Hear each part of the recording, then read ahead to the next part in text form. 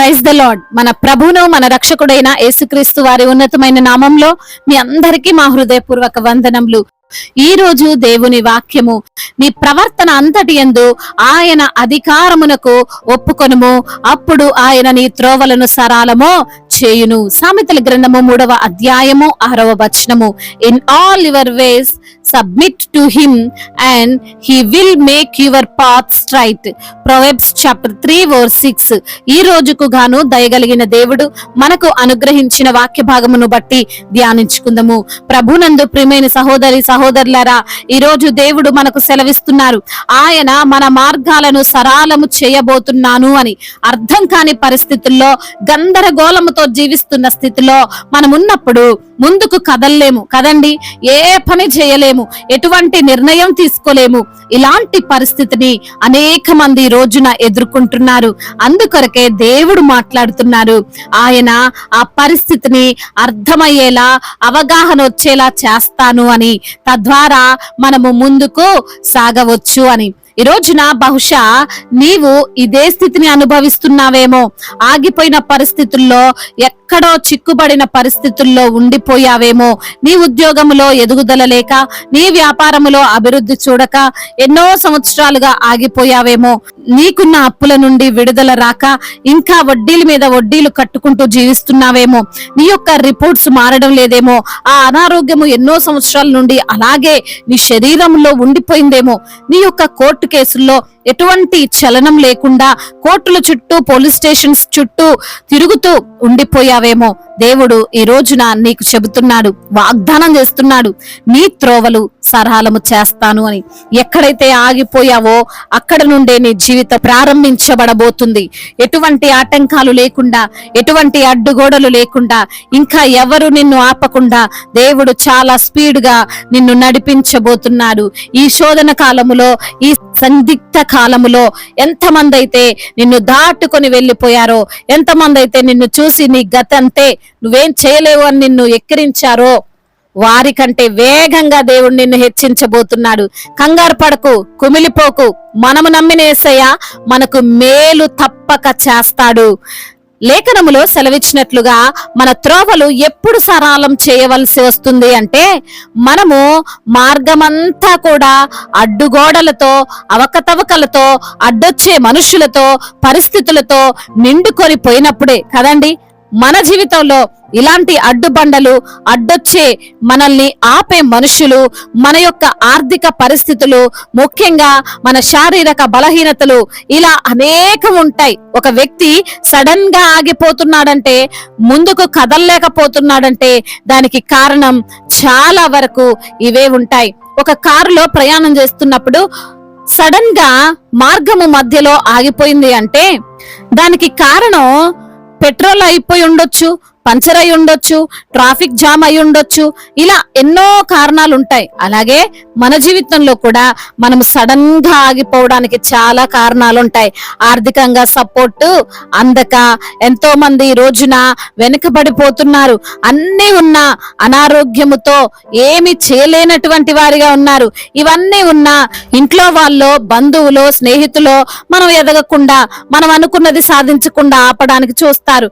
అన్ని దాటుకొని వచ్చినా సరే బయట ఉన్న ఈ లోకం, చట్టాలు, రూల్స్, లంచాలు, శత్రువులు, విరోధులు, పోటీ పడేవారు, వీరు మనల్ని ఆపుతూ ఉంటారు. ఇవన్నీ ఆలోచిస్తే ఇలాంటి భయంకరమైన పరిస్థితుల్లో మనము ముందుకు కదలాలి, సాధించాలి, విడిపించబడాలి, రక్షించబడాలి, అభివృద్ధి పొందాలంటే మనము మన ఆలోచనలతో ముందుకు సాగకూడదు, సాగలేం కూడా. మనము మన యొక్క మైండ్ లో 100 రకాల ఆలోచనలు మనల్ని ప్రోత్సహించే కంటే ఆపడానికి ఎక్కువగా చూస్తాయి. అందుకే ఈరోజు వాక్యం అంటుంది, నీ ప్రవర్తన అంతటి యందు ఆయన అధికారమునకు ఒప్పుకోవాలి. అంటే సంపూర్ణంగా నిన్ను నీవు ఆలోచనతో సహా ఆయనకు లోబడాలి. నిన్ను నీవు దేవునికి అర్పించుకోవాలి. ఇక నీవు కాదు నడిచేది, నీవు కాదు పోట్లాడేది, నీవు కాదు ఆ కోర్టులో వాదించేది, నీవు కాదు ఆ ఇంటర్వ్యూని ఎదుర్కొనేది, నీవు కాదు నీ బిజినెస్ ని నడిపించేది, నీవు కాదు నీ ఆరోగ్యాన్ని కాపాడుకునేది. దేవుడే. ఇక అన్ని ఆయనే చూసుకుంటాడు. అన్నిటికీ పరిష్కారము ఆయనే ఇస్తాడు. నిన్ను విడిపిస్తాడు, గెలిపిస్తాడు, ఆరోగ్యం ఇస్తాడు. నీ ఎదుట అసలు నీవు ఏ అడ్డు గోడను చూడలేవు. నీ మార్గం అంతా సరళము చేయబడుతుంది. అంత సులువుగా సునాయాసముగా ముందుకు సాగిపోతావు. కాబట్టి ఆగిపోయాను, తప్పిపోయాను, ఏం చేయలేను అని అనకండి. ఆయనకు నిన్ను నీవు సమర్పించుకో. మిగతా అన్ని ఆయనే చూసుకుంటాడు. దేవుడు ఈ మాటలను దీవించి మన హృదయములో ఫలింప చేయును గాక. వాక్య భాగమును బట్టి ప్రార్థించుకుందాము. ప్రతి ఒక్కరు కూడా ప్రార్థనలో ఏకీభవించగలరు. ప్రార్థన. మహాశక్తి సంపన్నుడా, మహోన్నతుడా, కృపా కనికరములు కలిగిన దేవా, జీవాధిపతి, మీకు స్తోత్రాలు ప్రభా. ఉన్నతుడా, సర్వోన్నతుడా, ఆది సంభూతుడా, మీకు వందనములయ్యా.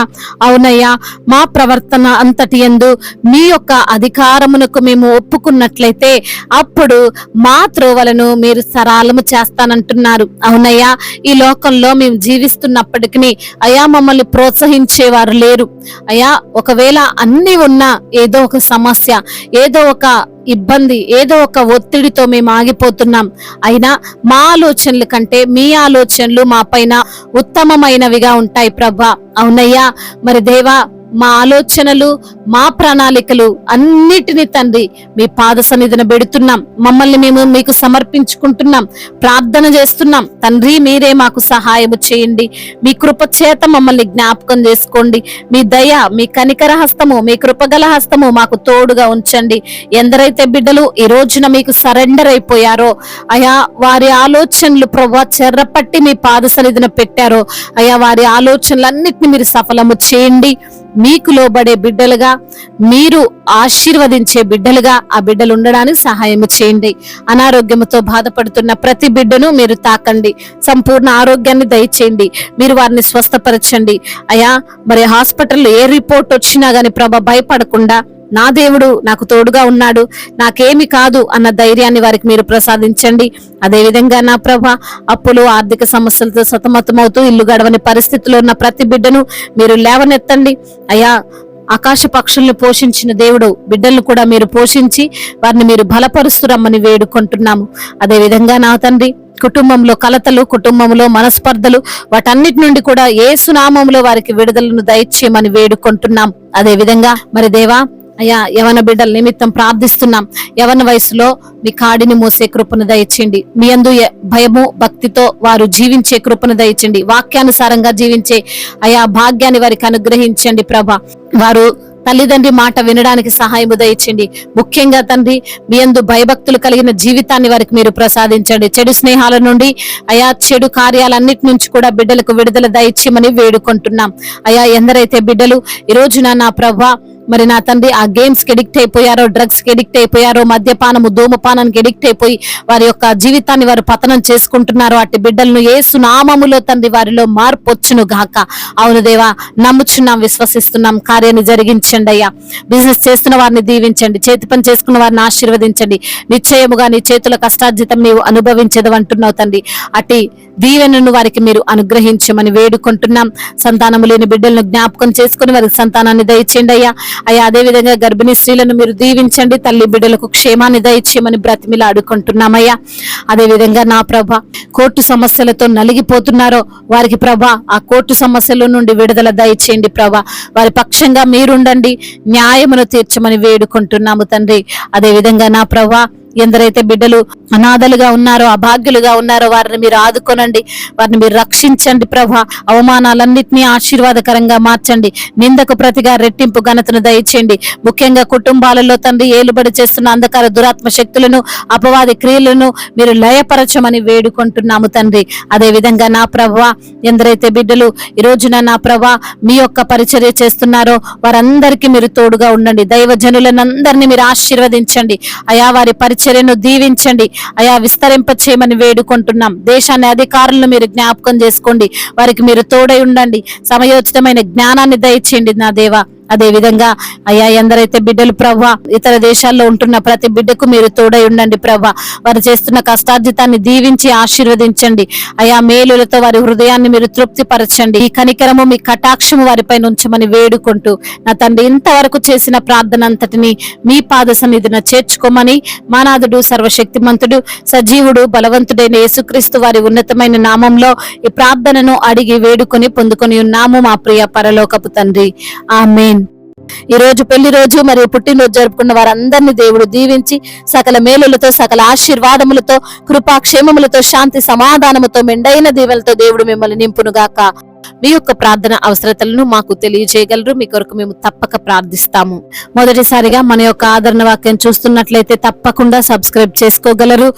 ఈ వాక్యం మీకు ఆశీర్వాదకరంగా ఉండినట్లయితే కనీసం ఒక 10 మందికైనా మీరు షేర్ చేసి దేవుని యొక్క సువార్తను మరి ప్రకటించేవారుగా మీరు కూడా ఉండాలని దేవుని పేరిట మనవి చేసుకుంటున్నాను. దేవుడు మిమ్మల్ని ప్రేరేపించినట్లయితే విశ్వాసముతో సాగుతున్న ఈ పరిచర్యను ప్రోత్సహించండి.